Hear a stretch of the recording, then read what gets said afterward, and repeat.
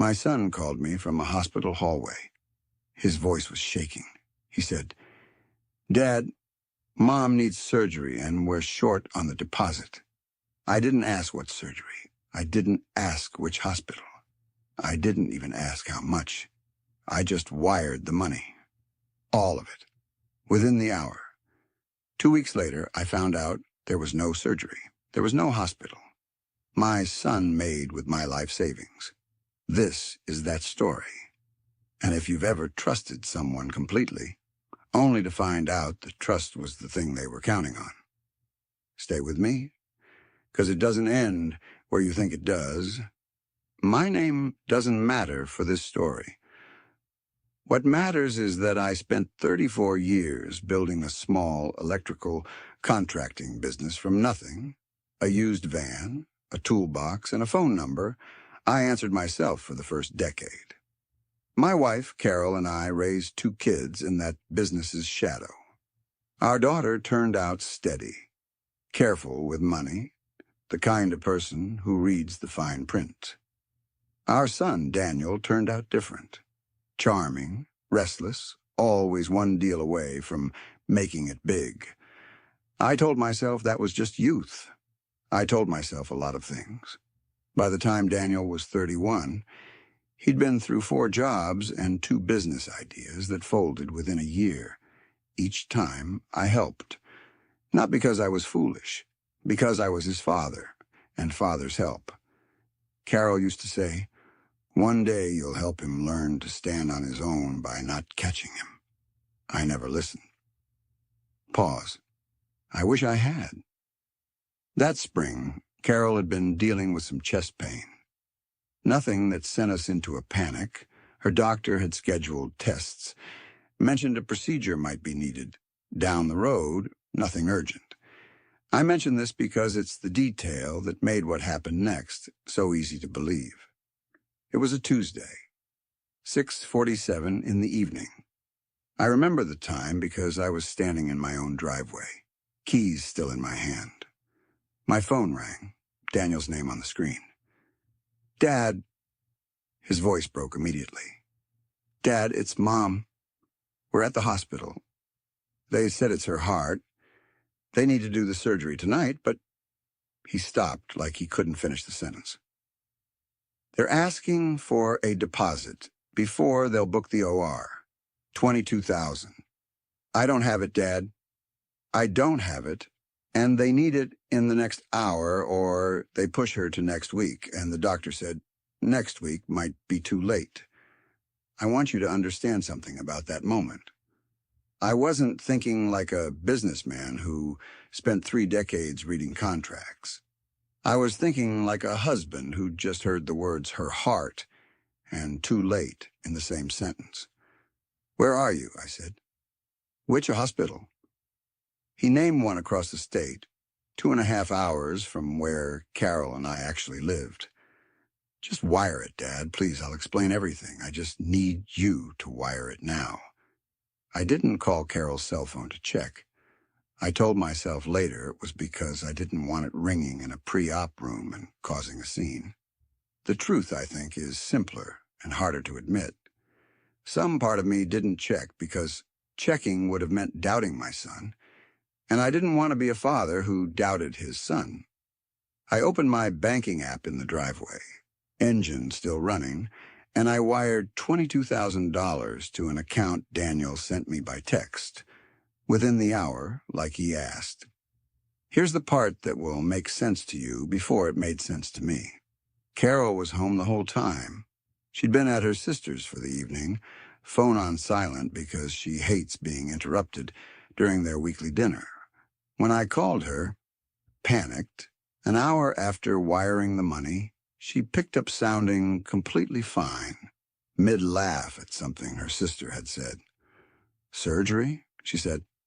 "Honey, what are you talking about? I'm sitting right here." I want to be honest with you about what I felt in that second. It wasn't relief. It was a cold drop in my stomach because if Carol wasn't in a hospital, then where was my son and where was my $22,000? I called Daniel. It went to voicemail.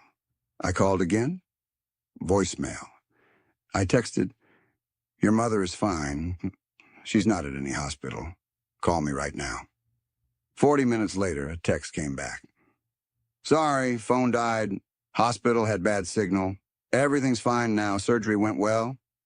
I'll call you tomorrow to explain. Love you, Dad." That should have been the moment I pushed harder. Instead, and I say this so you understand how deep denial can run when it comes to your own child, I let myself believe it. A confused hospital, a dead phone, a stressed son who mixed up which parent to call. I told myself a story that let me keep believing in him. For 2 weeks, that story held.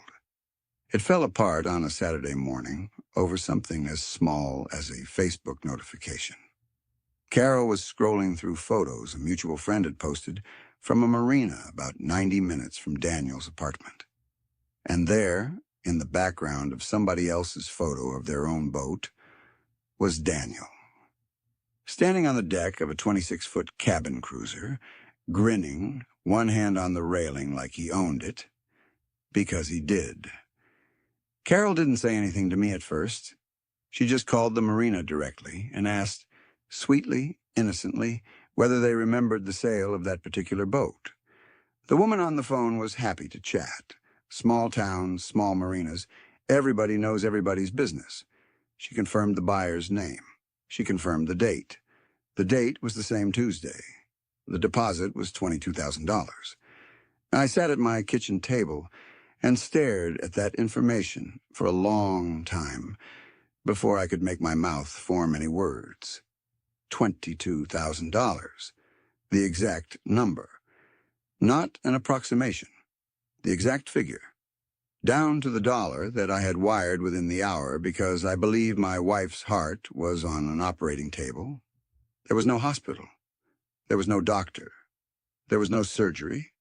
There was a boat dealership, a smiling salesman, and my son signing paperwork with a story he'd built specifically to make sure I wouldn't ask a single question before I paid.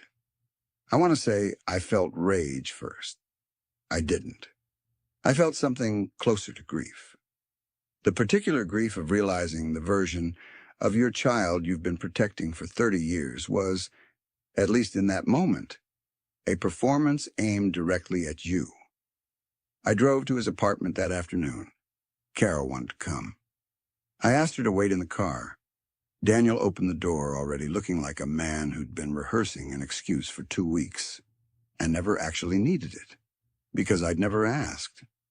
"Dad, don't," I said. "I know about the boat." I watched something in his face shift. Not shame, not at first. Calculation. He was deciding in real time which version of the story might still work. "I was going to pay you back," he finally said. "It's a good investment, Dad. I was going to rent it out on weekends. I ran the numbers. I just needed the deposit fast before someone else took it. And I knew if I asked you straight out, you'd say no. So you told me your mother's heart was failing?" He didn't answer that. There wasn't an answer that survives being said out loud. I told him I wanted the boat sold, and every dollar returned within 30 days, or I would be speaking to a lawyer about fraud, not as a father, but as a man who'd been deliberately deceived out of his savings, using a lie about his wife's life.